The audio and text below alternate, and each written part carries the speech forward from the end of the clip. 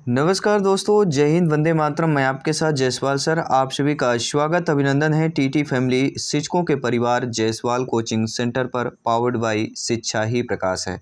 साथियों, जैसा आप एग्जाम पर देख पा रहे हैं कि थोड़ा थोड़ा पैटर्न बदला बदला सा नज़र आ रहा है। हमारे सिलेबस के अकॉर्डिंग थोड़ा प्रश्न नज़र आते रहे हैं, लेकिन देखें जैसे फर्स्ट और पेपर में जैसे 10 से 12 आपके अंतरिक्ष विज्ञान से पूछे जा रहे हैं, अब एक ही 2 प्रश्न आ रहे हैं। थोड़ा थोड़ा कंसेप्ट को और कवर किया जा रहा है, तो लगभग उसी टाइप के अभ्यास प्रश्न पत्र प्रैक्टिस पेपर तैयार किया गया है। पर्यावरण अध्ययन practice paper number 32 by Jaiswal sir. जी हाँ, और इसके सारे प्रैक्टिस पेपर आई बटन पे ऑलरेडी आपको यहाँ पे मिल गए हैं। और बाल विकास जो सीडीपी के हम प्रैक्टिस पेपर कर रहे हैं, लगभग आप लोगों से जितना भी एग्जाम हुआ है आप लोगों का, तो कमेंट के माध्यम से यहाँ पे पता चला है कि लगभग सर जो हम प्रैक्टिस पेपर के क्वेश्चन कर रहे हैं 70 से 75% जो है उसी लेवल के प्रश्न, उसी से संबंधित या उन्हीं सिद्धांतों से संबंधित प्रश्न आ रहे हैं या वही प्रश्न रिपीट हो रहे हैं।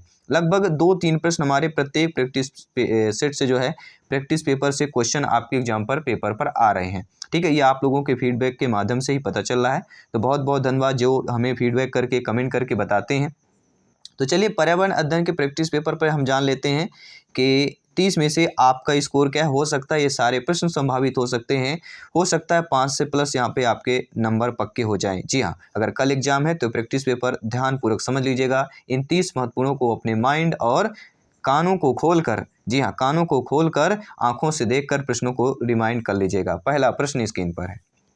कैगा परमाणु विद्युत ग्रह कहाँ पर स्थित है? उत्तर प्रदेश, कर्नाटक, तारापुर, महाराष्ट्र। सभी कमेंट कीजिएगा। जी हाँ, कैगा परमाणु विद्युत ग्रह की बात करेंगे। तो कैगा जो परमाणु विद्युत ग्रह है आपके कर्नाटक राज्य पर स्थित है। बी ऑप्शन यहाँ पर सही हो जाएगा। किसी भी प्रश्न पर किसी भी शिक्षा बंधु भाई बहन गृहिणी का, ठीक है, जिनका सपना है गवर्नमेंट टीटी एग्जाम को फतेह करना, सिलेक्शन के रास्ता को 101% तय करना, सभी कमेंट कीजिएगा। ठीक है, आपका प्रत्येक कमेंट फीडबैक सर्वोपरि है, सर्वमान्य है। दूसरा प्रश्न पूछा जा रहा है, बहुत ही अच्छा प्रश्न है कि वर्ष में जो है जब वर्षा होती है तो वर्षा में 50 सेंटीमीटर से कम वर्षा वाला जो क्षेत्र होता है वह आपका मेघालय है, कश्मीर लेह है, कोरोमंडल तट है या कोंकण तट की बात करेंगे। जी हाँ, सभी कमेंट कीजिएगा। 5 सेकंड के लिए आपको वक्त दिया गया है। तो वर्षा में जो है 50 सेंटीमीटर से कम वर्षा वाला जो क्षेत्र कहलाता है वह कश्मीर में लेह की बात करेंगे। बी ऑप्शन सही हो जाएगा। भारत में 50 सेंटीमीटर से कम वर्षा वाले क्षेत्र आपके जैसे राजस्थान, पश्चिम गुजरात, दक्षिण आंध्र प्रदेश, कर्नाटक पठार, तमिलनाडु, हरियाणा, पंजाब और जम्मू कश्मीर की बात करेंगे। ठीक है, तो यहाँ पर जो ऑप्शंस के अकॉर्डिंग देखा जाए तो यहाँ पे बी ऑप्शन होगा, और बाकी फॉर एग्जांपल पे बता दिया गया। सबसे महत्वपूर्ण राजस्थान राज्य होता है, फिर पश्चिमी गुजरात आता है, दक्षिण आंध्र प्रदेश, कर्नाटक का पठार, तमिलनाडु, हरियाणा, पंजाब, जम्मू कश्मीर। तो जम्मू कश्मीर कहाँ पर? लेह की बात करेंगे। तीसरा प्रश्न साथियों दिया गया है, बहुत ही अच्छा प्रश्न है और इस प्रश्न को हम वीवीआईपी कैटेगरी पर रखेंगे। वेरी वेरी इंपॉर्टेंट प्रश्न है सिलेक्शन की दृष्टि से कि निम्नलिखित में से कौन सा संसाधन अजैव और नवीकरणीय है? लौह एस की बात करेंगे, पशुधन की बात करेंगे, जल की बात करेंगे, जंगल की बात करेंगे। तो इनमें से कौन सा संसाधन जो अजैव और नवीकरणीय है? तो आप सभी जानते हैं जल की बात करेंगे। जी हाँ, जल एक ऐसा संसाधन है जो अजैव और नवीकरणीय भी है, अर्थात जिन संसाधनों का निर्माण अजैविक तत्वों से होता है अजैव संसाधन कहलाते हैं। भूमि, जल, कार्बनिक, अकार्बनिक, ये सारे हमारे क्या होते हैं? अजैव संसाधन की बात करेंगे। चौथा प्रश्न साथियों दिया गया है, प्रत्येक भाई बहन गृहिणी, ब्रदर सिस्टर्स, टीचर्स सभी कमेंट कीजिएगा। छोटा नागपुर पठार क्षेत्र में देखे जाने वाला जो पेंटस अर्थात थब्बा है वह क्या है? आपका लेटेराइट निक्षेप है, बंद है, अयोग्य भूमि है या खारी लक्षण की बात करेंगे। तो छोटा नागपुर पठार क्षेत्र में देखे जाने वाला जो पॉइंट्स है, थब्बा है, वह क्या है? यहाँ पे लेटेराइट निक्षेप की बात करेंगे। पहला ऑप्शन सही हो जाएगा। देखिए, छोटा नागपुर क्षेत्र में देखे जाने वाले पार्ट या क्षेत्र जो होते हैं अपक्षय के कारण लेटेराइट और बॉक्साइट के निक्षेप में परिवर्तित हो गए हैं, और पार्ट आसमान भूमि वाला क्षेत्र होता है जिसमें लेटेराइट और बॉक्साइट के निक्षेप पाए जाते हैं। पांचवा प्रश्न है, जिम कॉर्बेट नेशनल पार्क को किस पशु की रक्षा के लिए स्थापित किया गया है? बंगाल के बाघ, हिम तेंदुआ, एशियाई सिंह या एक सिंग वाले गंडे की बात करेंगे। देखिए, जब भी एक सिंग गंडे की बात करते हैं असम राज्य का नाम आता है, सभी को पता होगा। लेकिन यहाँ पे जिम कॉर्बेट नेशनल पार्क की बात की गई है, तो जिम कॉर्बेट नेशनल पार्क में जो है किस पशु को जो है रक्षा के लिए स्थापित किया गया है? तो बंगाल के बाघ की बात करेंगे, पहला ऑप्शन सही हो जाएगा। जी हाँ साथियों, जिम कॉर्बेट नेशनल पार्क को बंगाल के बाघ की रक्षा के लिए हेली नेशनल पार्क के रूप में स्थापित किया गया था, जो भारत का सबसे पुराना पार्क है और यह कहाँ पर है? उत्तराखंड राज्य पर स्थित है। छठवां प्रश्न है, बीसीजी टीके में में जो है सी शब्द से क्या आशय है? जी हाँ, बीसीजी का टीका नहीं पूछा जा रहा है। बीसीजी के टीका में जो सी शब्द है आपका, बीसीजी का टीका आप जैसे होता है तो ये सी शब्द दिया गया है सेंटर में। इस शब्द से आशय क्या होता है? इस शब्द से मतलब क्या होता है? कॉलमेट होता है, कफ होता है, क्लोरीन होता है या कैडमियम होता है? तो बीसीजी का टीका आपने पढ़ा होगा। इस टीके में जो सी शब्द का आशय होता है वह कॉलमेट होता है। क्या होता है साथियों? कॉलमेट। जी हाँ, बीसीजी टीके में सी शब्द कॉलमेट से संबंधित है और बीसीजी टीका द्वारा जो है ट्यूबर क्लोसिस बीमारी से बचाव हेतु लगाया जाता है और इसकी खोज किसने की है? 1908 में कोलमेट और गिवेरिन ने की थी। ठीक है, अगर प्रश्न आ गया कि बीसीजी टीके की खोज किसने की है तो कोलमेट और गेविन ने दोनों ने की है। और कब की है? 1908 में की है। सातवां प्रश्न, निम्नलिखित में वह कौन सा जो है गैर पेशेवर क्रिकेटर है जो एमसीसी का अध्यक्ष है? पीटर मई, आपके क्रिस्टोफर मार्टिन जेनकिस, टेड डेक्स्टर या कोलिन काउडी। देखिए स्पोर्ट्स से प्रश्न पूछा जाता है और आज के जो पेपर में देखा जाए तो स्पोर्ट्स से प्रश्न आया हुआ है, बैडमिंटन से संबंधित प्रश्न आया हुआ है। ठीक है, तो गैर पेशेवर क्रिकेटर हैं जो एमसीसी के अध्यक्ष हैं वह हमारे क्रिस्टोफर मार्टिन जेनकिस की बात करेंगे। जी हाँ, Christopher Dennis Alexander Martin Jenkins MBE, जिन्हें सीजीएमबी कहा जाता है, एक ब्रिटिश क्रिकेट जर्नलिस्ट एवं एमसीसी के अध्यक्ष हैं। अगला प्रश्न है, असत्य जोड़े को पहचान करना है। हरित क्रांति कृषि विकास से संबंधित है, श्वेत क्रांति डेयरी विकास से, नीली क्रांति मछली का विकास या चौथा ऑपरेशन फ्लड सिंचाई। तो सभी लोग जानते हैं। देखिए यहाँ से 4 प्रश्न आपके क्लियर भी हो जाएंगे। ठीक है, वो कौन कौन से क्लियर हो जाएंगे? देखिए हरित क्रांति जो है कृषि विकास से संबंधित है, श्वेत क्रांति डेयरी विकास से संबंधित है, नीली क्रांति मछली विकास, ये तीनों आप जानते हैं। लेकिन जो ऑपरेशन यहाँ पे दिया गया है, फोर्थ ऑप्शन ऑपरेशन फ्लड सिंचाई विकास से। जी हाँ, ऑपरेशन फ्लड जो है सिंचाई विकास से संबंधित नहीं है।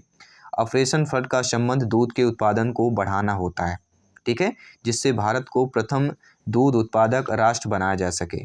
और ये अभियान जो है 1970 में राष्ट्रीय दुग्ध विकास बोर्ड NDDB द्वारा प्रारंभ किया है। प्रश्न आ सकता है कि ऑपरेशन फ्लड बोर्ड का संबंध जो दूध से है, ये भारत में को जो है प्रथम दूध उत्पादक राष्ट्र बनाने के लिए अभियान जो है कब से शुरू किया गया है? NDDB के द्वारा। तो आपका 1970 में, या 1970 में किसके द्वारा शुरू किया गया है? तो वह NDDB के द्वारा, अर्थात राष्ट्रीय दुग्ध विकास बोर्ड के द्वारा किया गया। अगला है, भारत में सबसे बड़ा बाघ अभ्यारण्य अर्थात रिजर्व कौन सा है? नागार्जुन, मानस, पेंच, जिम कॉर्बेट। जी हाँ, सभी जानते हैं कि भारत में जो है सबसे बड़ा बाघ अभ्यारण्य या रिजर्व की बात करेंगे तो जिम कॉर्बेट की बात करेंगे।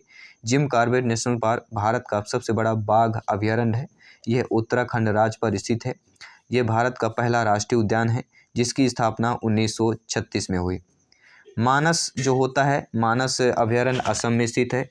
और पेंच सभी जानते हैं राष्ट्रीय उद्यान महाराष्ट्र और मध्य प्रदेश में है, दोनों बॉर्डर पर है। और नागार्जुन राष्ट्रीय उद्यान आपके आंध्र प्रदेश पर स्थित है। देखिए ये प्रश्न आ सकता है, ऐसा नाम बताइए ऐसे आपके अभ्यारण्य का या राष्ट्रीय उद्यान का जो बॉर्डर पर हो, जो आपके या मध्य प्रदेश महाराष्ट्र पर स्थित हो, तो वह आपका कौन सा है? ध्यान दीजिएगा, पेंच राष्ट्रीय उद्यान। जी हाँ, महाराष्ट्र और मध्य प्रदेश के बॉर्डर पर है। कुछ हिस्सा मध्य प्रदेश का है, कुछ हिस्सा आपके महाराष्ट्र का है। अगला है, राष्ट्रीय सामाजिक सहायता कार्यक्रम कब प्रभाव में आया है? आपके 1987, 83, 90 या 1995 की बात करेंगे। तो राष्ट्रीय सामाजिक सहायता कार्यक्रम जो है कब प्रभाव में आया है? तो हम बात करेंगे 1995। जी हाँ, राष्ट्रीय सामाजिक सहायता कार्यक्रम आपके 1995 की बात करेंगे। कब? 15 अगस्त। जी हाँ, राष्ट्रीय सामाजिक सहायता कार्यक्रम एक सामाजिक कल्याण कार्यक्रम है और इसका संचालन ग्रामीण विकास मंत्रालय द्वारा किया जाता है। ये प्रश्न आ सकता है कि राष्ट्रीय सामाजिक सहायता कार्यक्रम का जो है संचालन किसके द्वारा किया जाता है? ग्रामीण विकास मंत्रालय, शहरी विकास मंत्रालय। ठीक है, कैसे भी ऑप्शन दे दिया जा सकता है। तो आपको ध्यान देना है राष्ट्रीय सामाजिक सहायता कार्यक्रम जो है आपके संचालन जो है ग्रामीण विकास मंत्रालय द्वारा किया जाता है और यह जो है 15 अगस्त 1995 में प्रभाव में आया है। अगला प्रश्न है पाइसीडियम ग्वाजवा वैज्ञानिक नाम है, अमरूद का है, आम का है, बांस का है, कटहल का है। सभी लोग कमेंट करके बताइए। जी हाँ, पाइसीडियम ग्वाजावा वैज्ञानिक नाम है। ठीक है, कल के क्लास में नीम का वैज्ञानिक नाम पूछा गया था आपके ईवीएस में। तो पाइसीडियम जो ग्वाजावा है इसका वैज्ञानिक नाम क्या है, सभी कमेंट कीजिएगा। इसको आपको कमेंट करके बताना है कि राइट आंसर इसका क्या होगा। चलिए, आंखों के दोष के आधार पर अदूरदर्शिता क्या कहलाती है? प्रगाढ़ बेहोशी, दीर्घ दृष्टि दोष, निकट दृष्टि दोष या दृष्टि वैषम्य की बात करेंगे। जी हाँ, प्रत्येक भाई बहन जिनका सपना है टीटी एग्जाम को फतेह करना, गवर्नमेंट टीटी एग्जाम को फतेह करने के साथ साथ सिलेक्शन पाना, अपने माता पिता के सपने को साकार करना, अपने टीटी फैमिली को ठीक है, तो सभी कमेंट कीजिएगा। सपने को साकार करना है, भविष्य को उज्जवल बनाना है तो आज की मेहनत ज़रूर करनी पड़ेगी। आज मेहनत करनी पड़ेगी, दिन रात जगकर पढ़ाई करनी पड़ेगी, तभी सिलेक्शन। क्योंकि सभी को पता है कि मेहनत जो होता है, पसीने वाली मेहनत जो होती है वो मेहनत कहलाती है, लेकिन आपको माइंडली मेहनत करना है। ठीक है, फिजिकली नहीं करना है, रात रात जागकर पढ़ना है, लेकिन कंसेप्ट क्लियर करना है। तो आँखों के दोष के आधार पर जो है अदूरदर्शिता क्या कहलाती है? निकट दृष्टि दोष की बात करेंगे। अगला प्रश्न साथियों, भारत का प्रथम कृत्रिम उपग्रह कब लॉन्च किया गया था? 17 अगस्त 1980, 18 जुलाई 1980, 15 जनवरी 1980 या 12 दिसंबर 899। तो भारत का प्रथम कृत्रिम उपग्रह जो है कब लॉन्च किया गया है? तो आपके 18 जुलाई 1980 को लॉन्च किया गया है। अगला प्रश्न है जल डमरू मध्य, जिसे हम स्ट्रेट बोलते हैं, इससे अभिप्राय क्या होता है?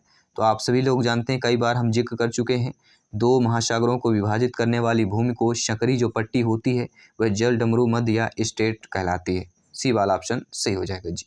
ठीक है, और ये दो बड़े जलीय भागों को जोड़ता भी है तथा अपने पास स्थित स्थल भागों को अलग कर देता है। अगला, निम्नलिखित में से विषम इकाई को पहचानना है। लाल सागर, काला सागर, आपका कैस्पियन सागर या मृत सागर की बात करें। देखिए, विषम इकाई पहचानिए। जी हाँ, विषम इकाई को पहचानना है तो विषम इकाई यहाँ पे लाल सागर आ जाएगा। क्यों होगा? देखिए, कैस्पियन जो सागर दिया गया है, काला सागर, मृत सागर, ये झील है। ये ध्यान दीजिएगा। क्या ध्यान देना है? अब देखिए, हमें प्रश्न ऑप्शन सभी लग रहा है, ये लाल है यार, काला दिया गया है, ये मृत दिया गया है, कैस्पियम दिया गया है, दोनों लाल काले हैं तो ये तो हो नहीं सकते हैं। लेकिन आपको ये समझना है कि जो आपके ऑप्शन दिए गए हैं, काला सागर, कैस्पियन सागर, मृत सागर, ये तीनों क्या है? आपके झील हैं। लेकिन जो पहला ऑप्शन दिया गया है लाल सागर, एक सागर ही है। ठीक है, बाकी मृत सागर, कैस्पियन सागर, काला सागर, ये एक झील के नाम है। अगला प्रश्न है, विश्व का सबसे बड़ी coral reef great barrier reef कहाँ स्थित है? कैरिबियन द्वीप, महाद्वीप, ऑस्ट्रेलिया, फिलीपींस या इंडोनेशिया की बात करेंगे। तो विश्व की सबसे बड़ी coral reef great barrier reef कहाँ पर स्थित है? तो आप सभी जानते हैं, ऑस्ट्रेलिया की बात करेंगे। Australia, B option is the right answer. Great barrier reef प्रशांत महासागर में स्थित है और यह विश्व के सबसे बड़ी प्रवाल भित्ति की बात करेंगे।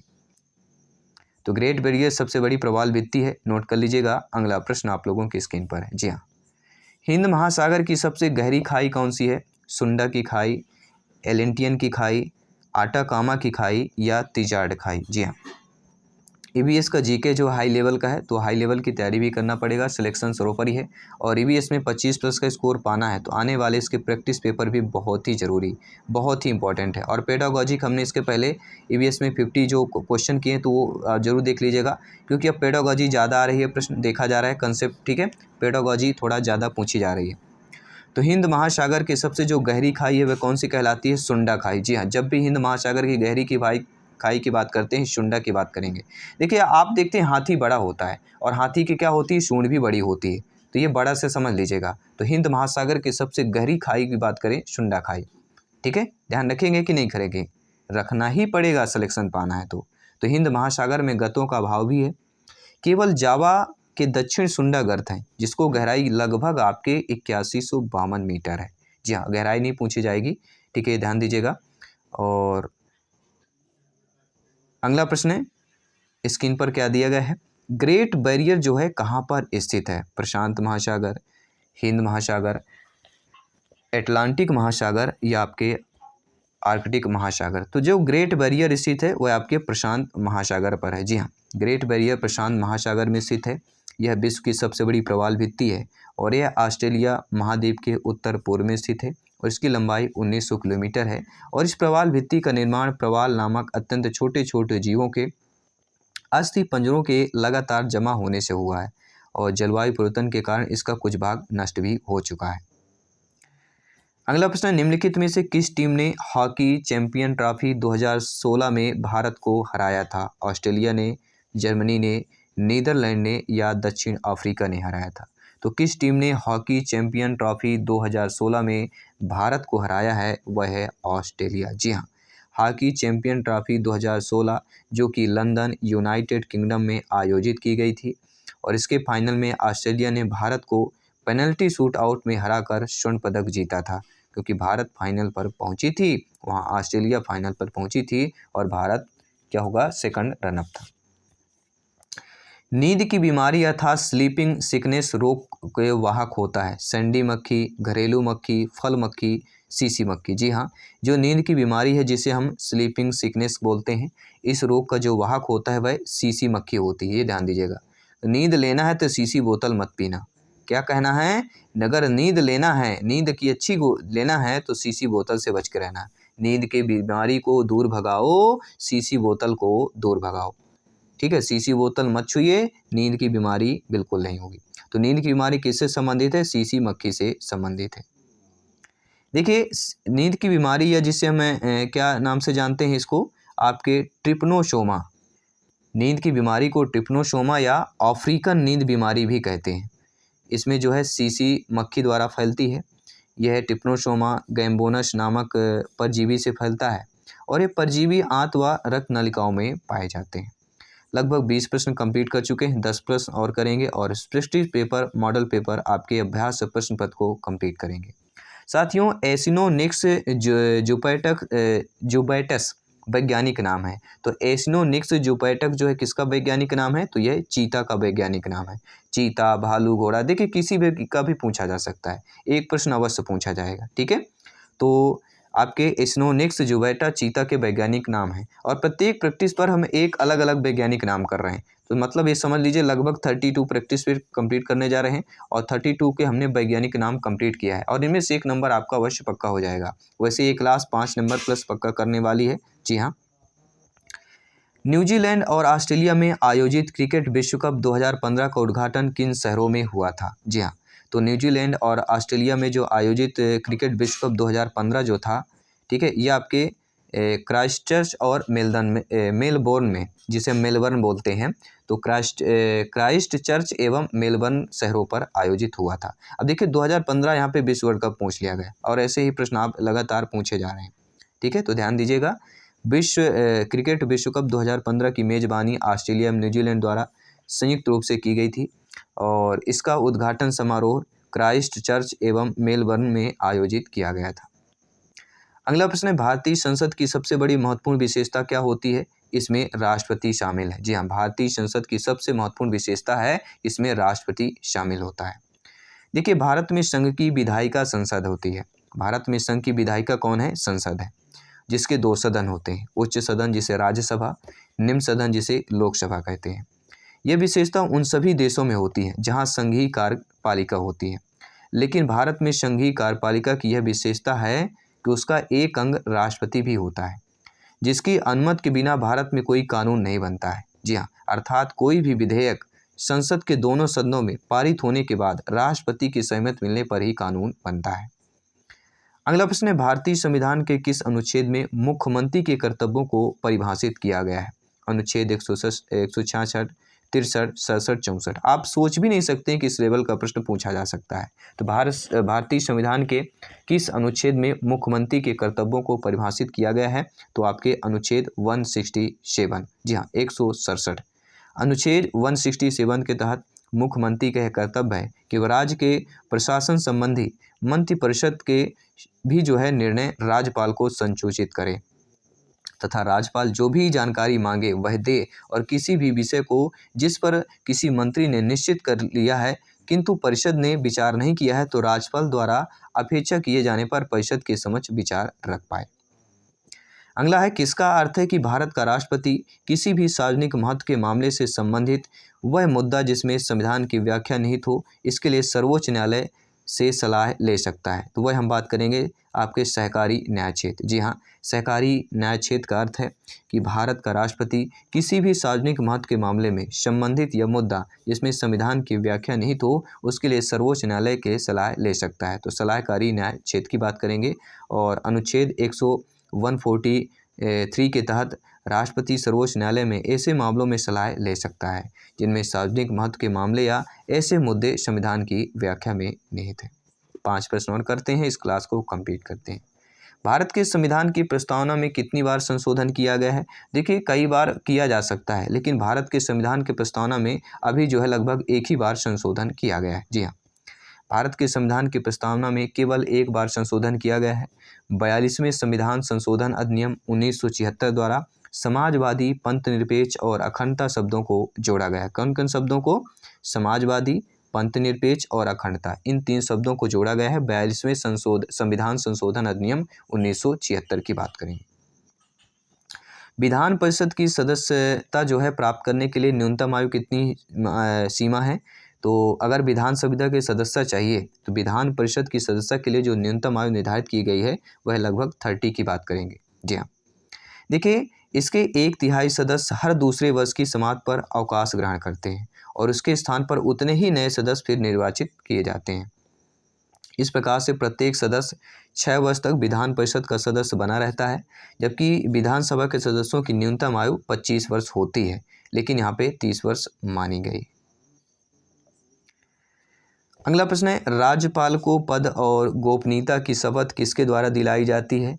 तो राज्यपाल को पद और गोपनीयता की जो शपथ है उच्च न्यायालय के मुख्य न्यायाधीश के द्वारा दिलाई जाती है। जी हाँ, अनुच्छेद 15 में कहा गया है कि प्रत्येक राज्य के लिए एक राज्यपाल होगा। ये प्रश्न आ सकता है कि किस अनुच्छेद में कहा गया है कि प्रत्येक राज्य के लिए एक राज्यपाल होगा? तो वह अनुच्छेद आपका 15, अनुच्छेद 15। जी हाँ, अनुच्छेद 15 में, अनुच्छेद 15 में, आर्टिकल 15 में कहा गया है कि प्रत्येक राज्य के लिए एक राज्यपाल होगा। राज्यपाल की नियुक्त राष्ट्रपति के द्वारा की जाती है। तो राज्यपाल की नियुक्त राष्ट्रपति के द्वारा की जाती है और वह उस राज्य के उच्च न्यायालय के मुख्य न्यायमूर्ति या उसकी अनुपस्थिति में उस न्यायालय के वरिष्ठतम न्यायाधीश के समक्ष शपथ लेगा। 2 प्रश्न है मिस पटेल XYZ विद्यालय की प्राचार्य अलग अलग विषयों के शिक्षण के स्थान पर विज्ञान शिक्षण में एकीकृत उपागम का प्रयोग करना चाहती हैं। इसका आधार क्या हो जाएगा? 4 ऑप्शंस आपकी स्क्रीन पर दिए गए हैं।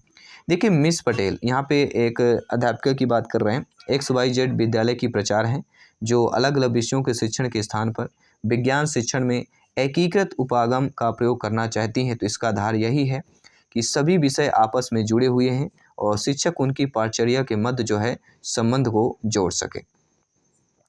30वां प्रश्न है कि प्राथमिक स्तर पर, प्राइमरी लेवल पर जो है विज्ञान व सामाजिक विज्ञान की बात करेंगे, विद्वान को एक ही विषय पर्यावरण अध्ययन के तहत पढ़ाया जाता है। जी हाँ, प्राथमिक स्तर प्राइमरी लेवल पर विज्ञान व सामाजिक विज्ञान को एक ही विषय पर्यावरण अध्ययन के तहत पढ़ाया जाता है। तो ये जो विज्ञान है शिक्षण का अध्यापक केंद्रित उपागम है, अनुशासनिक उपागम है, एकीकृत उपागम है या सामान्य उपागम होगा। इस प्रश्न का कमेंट आपको करना है, आपको बताना है क्योंकि आपका कमेंट फीडबैक सर्वोपरि है, सम्मान है। जायसवाल सर आपके कमेंट के फीडबैक का स्वागत अभिनंदन करते हैं। जी हाँ, तो ये 30 में से सभी लोग बताइएगा कि आप लोगों का स्कोर क्या है, आप लोगों का फीडबैक क्या है। और लगभग इसी तरह के प्रश्न पूछे जा रहे हैं, इसी लेवल के प्रश्न आने वाले हैं। आगामी पेपर की बात करेंगे, एग्जाम की बात करेंगे।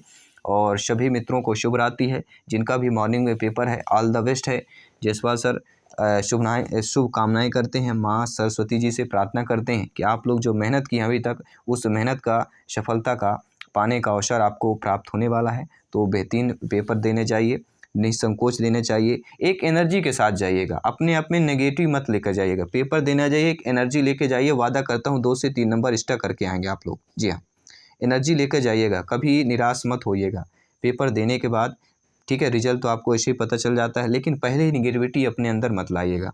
ठीक है, बेहतरीन दीजिए, अच्छे मन से देंगे तो क्वेश्चन ऑलरेडी 2-3 नंबर एक्स्ट्रा ही करके आएंगे। ठीक है, तो चलिए शुभ रात्रि है सभी मित्रों को। जय हिंद, वंदे मातरम। मिलते हैं आपके मॉर्निंग पर। जय हिंद, वंदे मातरम।